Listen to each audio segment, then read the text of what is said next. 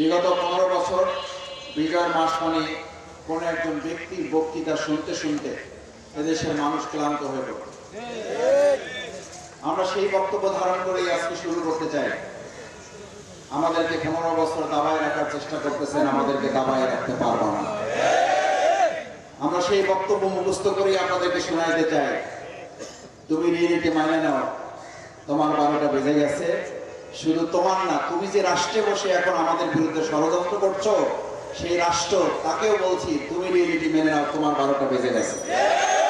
কারণ তোমরা আমাদের পতাকায় আগুন ধরাও নাই, তোমরা দেশের 18 কোটি মানুষের হৃদয়ে আগুন জ্বালিয়েছো। তোমরা আমাদের হাই কমিশন ভাঙো নাই, তোমরা এদেশের 18 কোটি মানুষের হৃদয় ভেঙে চুরমার করে দিয়েছো। তোমরা আমাদের পতাকায় আগুন ধরাও নাই, তোমরা তোমাদের কপালেও আগুন ধরিয়েছো। এই আগুনের লীলাহান শিখায় পুরা সাম্রাজ্যের তছনছ আগামী দিনে জ্বালে পুড়ে ছারখার হয়ে যেতে বাধ্য হবে। অর্ধেক পাউডারে দ্বিগুণ উজ্জ্বলতা, নতুন রিন অ্যাডভান্সড অর্ধেক পাউডারে দ্বিগুণ উজ্জ্বলতা।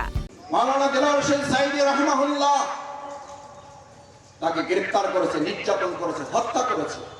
এই দেশের মানুষের সম্পৃক্ততা যতটা না বেশি, তার চেয়ে সম্পৃক্ততা প্রতিবেশী রাষ্ট্রের বেশি।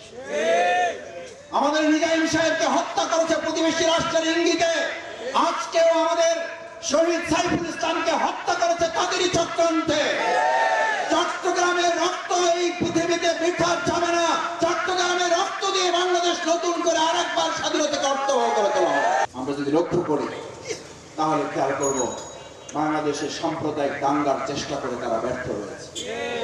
আমাদের ভিন্ন ধর্মাবলম্বী হিন্দু ভাইয়েরা কাঁধে কাঁধ মিলিয়ে মুসলিম ভাইদের সাথে তারা বলতে শুরু করেছে, শেখ হাসিনার সেই অপরাজনীতি আর প্রতিবেশী রাষ্ট্রে বাংলাদেশের সাম্প্রদায়িক শক্তিকে, আমাদের হিন্দু সম্প্রদায়কে কাজে লাগিয়ে বাংলাদেশে আর ভবিষ্যতে কোনো ষড়যন্ত্র তারাও বাস্তবায়ন হতে দেবে না। ইতিমধ্যে তারা আমাদেরকে একটা উপকার করে দিয়েছে।